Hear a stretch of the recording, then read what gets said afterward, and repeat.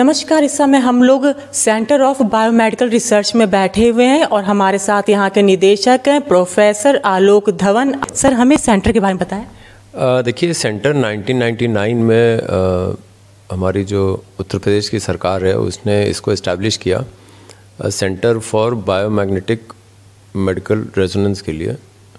और बेसिकली ये था कि इसमें NMR एक बहुत ही हाई एंड टेक्निक है, उसके ज़रिए हम ये देखना चाहते थे कि जो मरीज़ हैं उनकी जांच या उनकी जो बीमारी है हम बहुत पहले पकड़ सकते हैं क्या। नमस्कार। हम लोग यहाँ के वरिष्ठ वैज्ञानिक डॉक्टर उत्तम कुमार के पास बैठे हुए हैं और जैसे कि मैंने आपको पहले भी बताया था कि आज हमारा विषय है कि आखिर मंत्रों की जाप करने से दिमाग पे उसका क्या असर पड़ता है, तो यही आज सर हमें समझाने जा रहे हैं। सर, आपका न्यूज़ 18 में बहुत बहुत स्वागत है। सर, हमें बताएं कि ये जो रिसर्च आपने की इसकी शुरुआत कहाँ से और इसका रिजल्ट कैसा मिला आपको।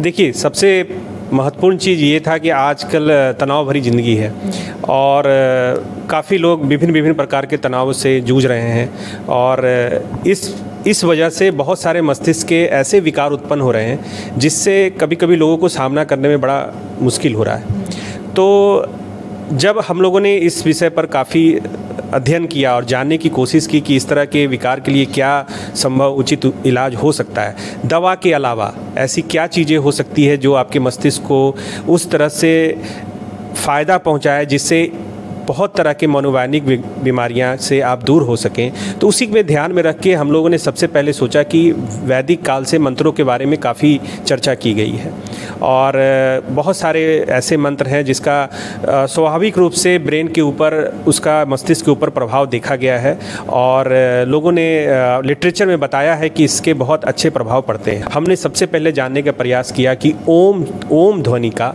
मानव मस्तिष्क पर क्या प्रभाव पड़ता है और यह किस तरह से मानव के मस्तिष्क में परिवर्तन करता है सुनने के पश्चात और किस तरह से उसके लाभ हमें मिल सकते हैं।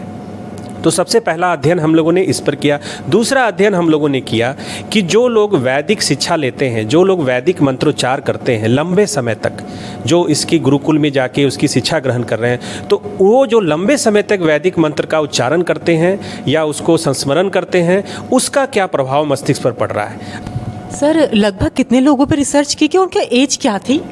देखिए, जो ओम ध्वनि का मस्तिष्क पर हम लोगों ने प्रभाव देखने की सोची वो करीब 20 से 30 लोगों पर था और जो वैदिक मंत्रों का था प्रभाव वो हम लोगों ने करीब 50 लोगों पर, 25 से 50 लोगों के बीच इसका मस्तिष्क पर प्रभाव देखने की कोशिश की। सर, उनकी एज लिमिट क्या रही? जो एज लिमिट थी वो 18 से 35 साल के यंग लोगों के बीच थी, क्योंकि वो इस तनाव में ज़्यादा गुजर रहे हैं। तो इस मशीन के अंदर हम लोगों ने जितने भी सब पार्टिसिपेंट थे जिन्होंने स्वेच्छा से इसमें भाग लेने के लिए कहा, उनको हम लोगों ने बुला के इस मशीन के अंदर लिटाया तथा आप देख सकते हैं यहाँ कंप्यूटर के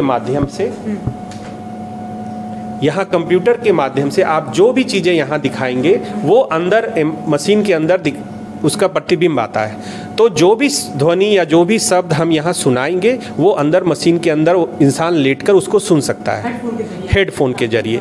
तो यहाँ पर हम लोगों ने ओम की ध्वनि हेडफोन के जरिए सुनाई और वो मनुष्य या वो पार्टिसिपेंट आप कह सकते हैं वो अंदर लेटा था और वहाँ से उसने ध्वनि को देखा और आप देख सकते हैं कि यहाँ पर हम उनके मस्तिष्क का चित्रण लेते हैं, उनका इमेज लेते हैं और उसके बाद इसकी हम लोग एनालिसिस करके देखते हैं कि जब वो मशीन के अंदर उस ध्वनि को सुन रहा था तो उसके मस्तिष्क में किस तरह के प्रभाव पड़ रहे थे। तो देखा आपने, आज हमने आपको पूरी लैब दिखा दी है और ये भी बताया कि यहाँ पे रिसर्च वर्क कैसे होता है।